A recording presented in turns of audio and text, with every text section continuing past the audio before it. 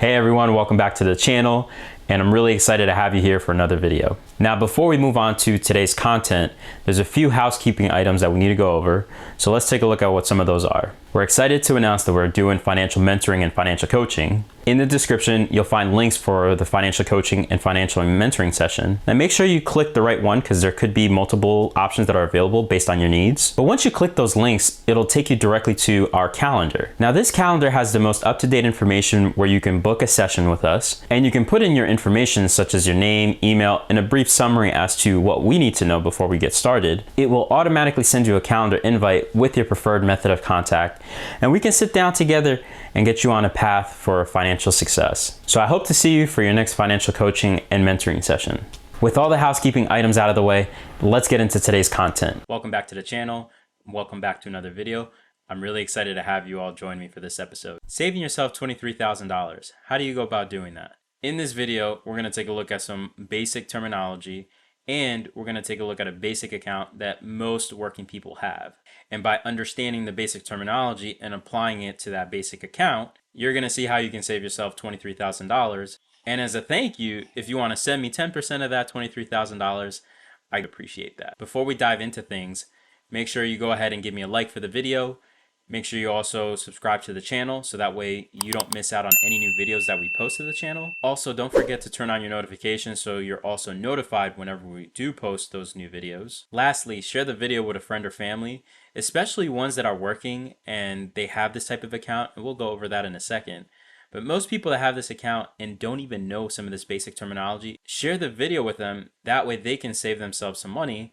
And then also as well too, they can apply and learn the information as well. All right, so with all those things out of the way, let's jump to my desktop and take a look at the account and also the basic terminology and how we can save ourselves some money. Welcome to my desktop, where we're gonna go over what that basic account that I talked about earlier. Anybody who works a job or is a W-2 employee, typically what is offered by a company is a 401k. Most of the time, people have a 401k account with their employer. Now, the question you might be asking is, what is a 401k? In a nutshell, a 401k is a company-sponsored retirement account, an account that you use in order to save for retirement. And typically what the companies will do is that they'll give you an incentive in order to save for your retirement. And that incentive is done by matching. A company will typically have you put in a certain amount, and if you put in that certain amount, they will match your contributions into the account. In essence, it's getting free money from your employer.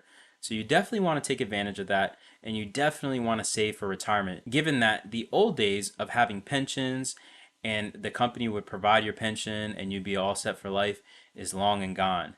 So it's really up to you now to make sure that you save for retirement. Now that we know what a 401k is, let's take a look at an email that I got the other day. The other day I got this email in my inbox.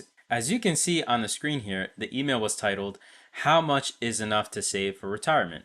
And it gave me a number to call here. And of course, it's Fidelity. I do have a 401k that's administered through Fidelity.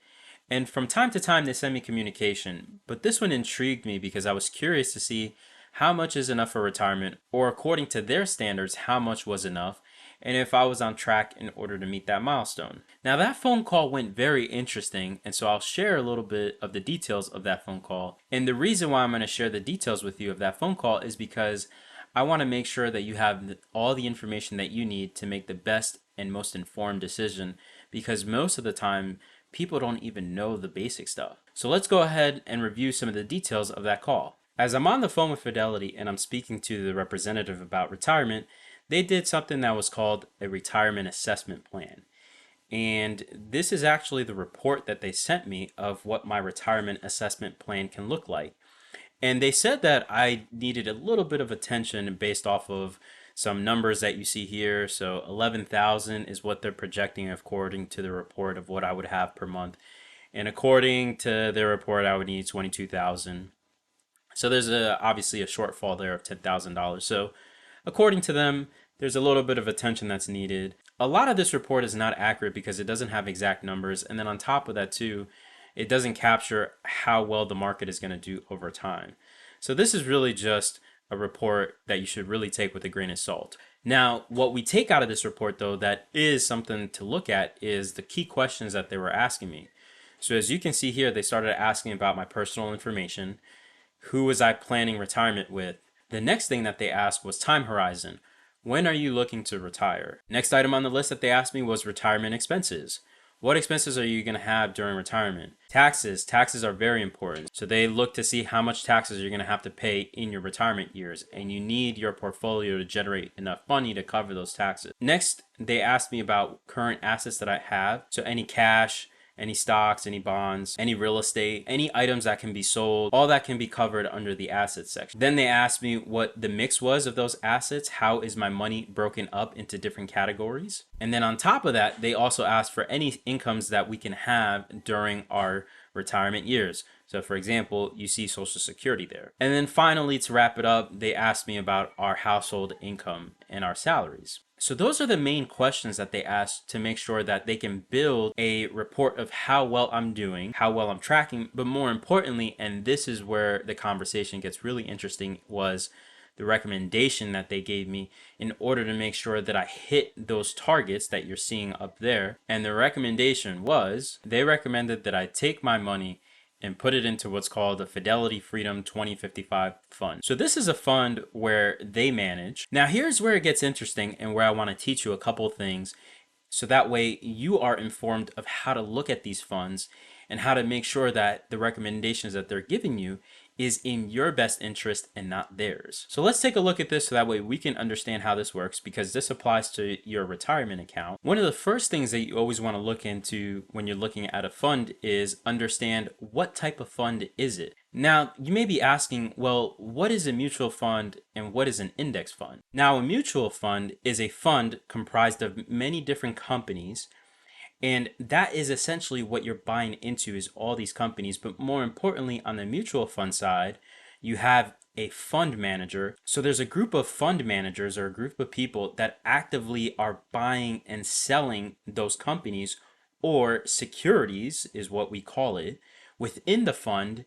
And the reason why they're doing that is it's in an attempt to beat the market and help investors profit even more money. So now that we know what a mutual fund is, well, what is an index fund? An index fund is very similar in the sense that it's a fund full of companies that you're also buying securities in, but you don't have that group of fund managers there that are constantly and actively buying and selling those securities. The index fund is literally designed to mimic a composition and performance of financial market index.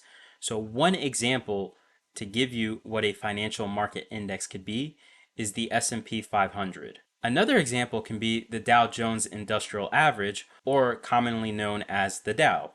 So if mutual funds have fund managers who are actively selling and trading, what do index funds have in order to be able to remove and add different companies to the index? And an example of that can be a computer algorithm that automatically does that buying and selling for you. Another thing to note about the differences between a mutual fund and an index fund is that because you have all these fund managers buying and selling within a mutual fund, you have what are called higher expense ratios. Now, the next question is, well, what is an expense ratio? At a very basic level, expense ratios are fees. Fees are basically used to cover the administrative cost for the account and also as well any operating cost. So in our example here, where we're looking at a mutual fund, and especially the Fidelity Freedom 2055 fund, you can see that it has an expense ratio of 0.75.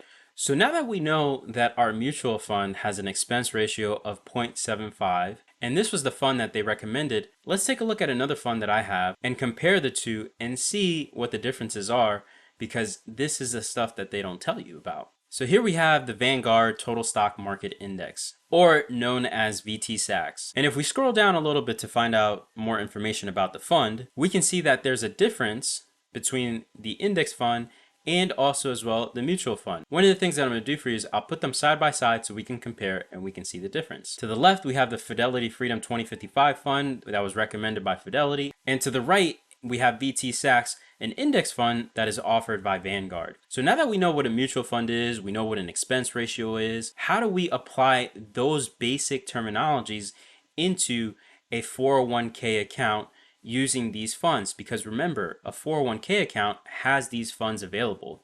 So these are the things that I typically look for, and it also helps me understand how to make a good decision. So we just discovered that Fidelity has a 0.75 expense ratio.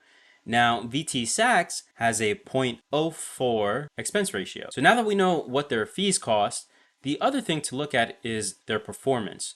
And it's very easy to take a look at that. So over on Fidelity, let's go over to the performance section. Same thing with VT Saks. Let's go to the performance section. Fidelity has an 8.05% rate of return on your money over the life of this particular fund. And this particular fund was put together back in June 1st of 2011. Now VT Saks, on the other hand, has a 7.44 rate of return, but this fund was put together back in November 13th of 2000. Now you might be saying, well, Fidelity has a higher rate of return than Vanguard's fund. Yeah, that may be true for now. You also have to consider that the Freedom 2055 fund is much younger than VT Saks. VT Saks is 11 years older. It has been exposed to more cycles of the market. So now let me show you something that's really, really cool and how you can apply all these basic terminologies to figure out how you can save yourself that $23,000 that I was talking about earlier. So here on the screen, we have this really cool calculator over at NerdWallet.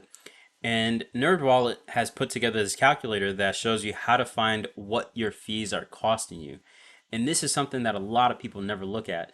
So let's go ahead and use the terminology that we learned earlier to apply it to the calculator and see what that's going to cost you. Our mutual fund calculator. So our initial investment amount, what is that going to be? How much money are we going to initially put into the account? So as a fair example, what we're going to do is we're going to put $3,000 at a minimum into both accounts just to see how well they do. Now you may be asking, why are we going to put in 3,000? If we take a look at VT Saks has a minimum of $3,000 in order to invest. Fidelity, on the other hand, for their Freedom 2055 fund, they don't have a minimum to invest. And so as you can see here, it says 0 for the minimum. So in order to make it equal on both sides, we're going to put 3,000 to invest on both. Now the next thing to do is we're going to take a look at how much are we going to plan in future contributions. And the example that we're going to use here is a total of $1,200. So $100 a month. I think that's very reasonable considering that most people spend $100 on food, going out to eat, going to the movies. I mean, there's so many things that we spend $100 on. So I think that $100 at a minimum per month is a fair and easy contribution to do. So let's put $1,200 to equal $100 per month. Now let's talk about how long are you going to be investing, or known as your time horizon. And what we're going to do here is we're going to go with 30 years. Now you can adjust this to be whatever you want it to be. The longer your time horizon, the more you're going to pay in fees, as you're going to see. But for this example, we'll go ahead and use 30. Now your rate of return, how well is your fund going to perform? So if I put X amount of dollars in there, this is the rate of return or the performance that I would expect from putting in my money, investing it into this fund. Let's go ahead and put in 7.745. Now you may be wondering, how did I get 7.745%? And the way that I got that percentage, I did the average of the two. In the Fidelity Freedom 2055 fund, you go over to the performance and risk section. You take a look at the life of the fund, in which we established earlier that it was 8.05%. Now over to Vanguard side, we take a look at the performance and fees. And we see here that it's 7.44%. So with our handy calculator, 8.05, 7.44, and we divide that by 2 to get the average, that is how we got our 7.745. Now here's the interesting part. The interesting part is the expense ratio, or the fees that are associated with the account. So let's pretend that we actually decide to take the recommendation from Fidelity and invest into their account, or their Fidelity Freedom 2055 fund. So let's head back to summary and take a look at what that expense ratio was again. So their expense ratio is 0.75%. So with the expense ratio in, let's go ahead and calculate. As you can see the results on the screen, the account is going to have an end value of $167,911.69, of which I'm only going to have $143,977.70 available to me, because that is net of any fees. So what does that mean? That means that in fees, I am going to pay $23,933.99. Now let's take a look at Same information, except let's put in the expense ratio for VT Sachs and take a look at the difference. So as you can see here, we're going to have a total of 167,911 and 69 cents for this particular account, and then of which 166,531 with 88 cents is going to be available to us after any fees that we pay. So we paid a total of $1,379.81 in total fees. Now, if we compare that over to what we paid for our Fidelity Freedom 2055 fund, we've paid a total of $22,554.18, or if I round up to the next thousand, it'll be 23,000 in total fees just for the ability to hold our money into this fund, which is within our 401k.